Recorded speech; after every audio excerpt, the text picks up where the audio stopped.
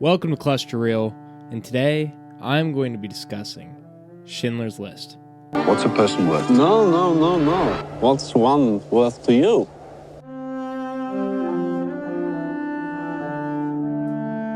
Schindler's List was released in 1993 and directed by Steven Spielberg. It goes into detail about the hardest times in recent history, which was World War II, the Nazis, and the Holocaust. Spoiler warning before I get too far, click off this video if you haven't seen it yet, but I will be discussing key plot points in this movie.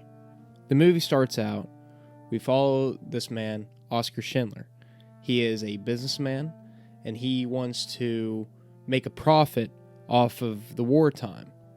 He seems to think that he can get cheap labor out of the people that are being held in the camps. So he strikes a deal with the Nazis to try to get workers for his company so he can profiteer off of wartime. Oskar then hires an accountant who he grows fond of. They spend a lot of time together and they have a mutual respect for each other, and this is when his view on the workers start to change. He starts to want to save the people that his accountant wants to save, give them refuge through the wartime so they won't be sent to the camps. Well, this evolves from that. He starts seeing them as, actually people, and he wants to save as many people as he can. I don't think Oskar had this intent going into it. Like I said, he wanted to profit off of this war. He wasn't going into it with the intent of protecting people. That's just how it turned out. And he starts realizing that these people are, people, and that they're worth saving. While he's also friendly with a Nazi officer who is very, very cruel to the Jewish people. So there's this neat dynamic between someone who is saving Jewish people and someone who is loathing them. And Schindler goes out of his way to save people that wouldn't even make sense for them to work in his factories. Like a little boy who can barely do anything, an old woman who can barely lift anything. He's asking for these people, and it doesn't make any sense to his officer friend who is letting him take these people. It's not making any sense to him. His dedication to saving people goes so far to as when he was moving factories, one train got rerouted to Auschwitz, and Schindler goes out of his way to rescue the women that were on that train that were supposed to end up in his factory that got sent to Auschwitz right before they were about ready to be executed, tortured, made into slave labor. He creates his own little community.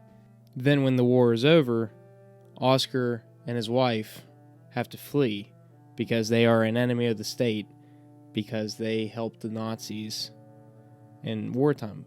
And fun fact, I don't think this was in the movie, but after the war, he went on trial to be persecuted for being affiliated with the Nazis.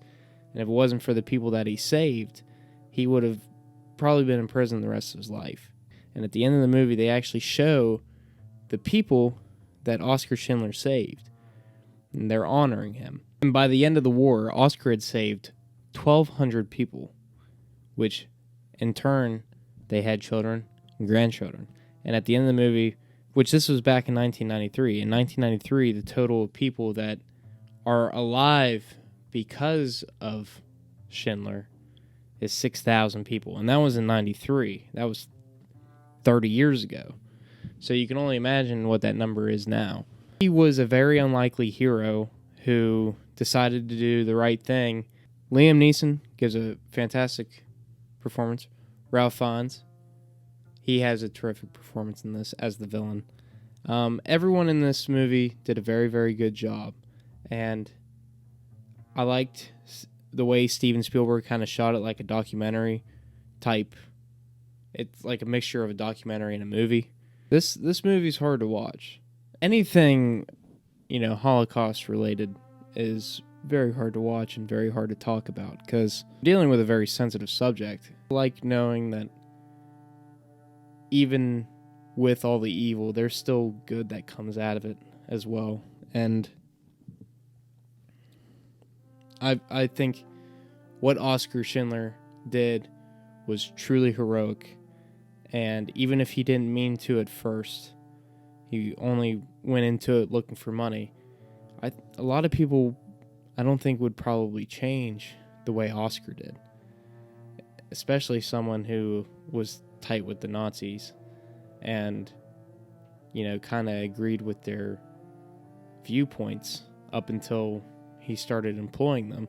This movie is a 10 out of 10 in my book. It's beautifully shot, beautifully written, and well acted, and it's just a good story in general. Man, you guys really like Steven Spielberg movies. You guys voted on this. I hope I did a good job reviewing it for you guys. I will be doing a Sound of Freedom one soon.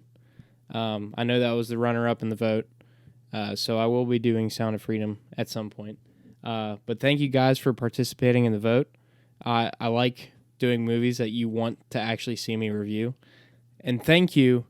We just passed the 150 subscriber mark, and I am beyond thrilled to say that I finished up 2023 with 150 subscribers.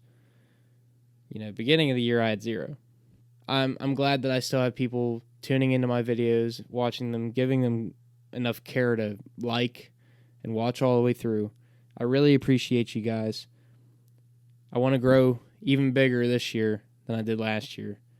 And I want to continue to bring you movie reviews that you want to see. If you like this video, hit subscribe. Like the video as well. Happy 2024. Thank you for watching. Good night.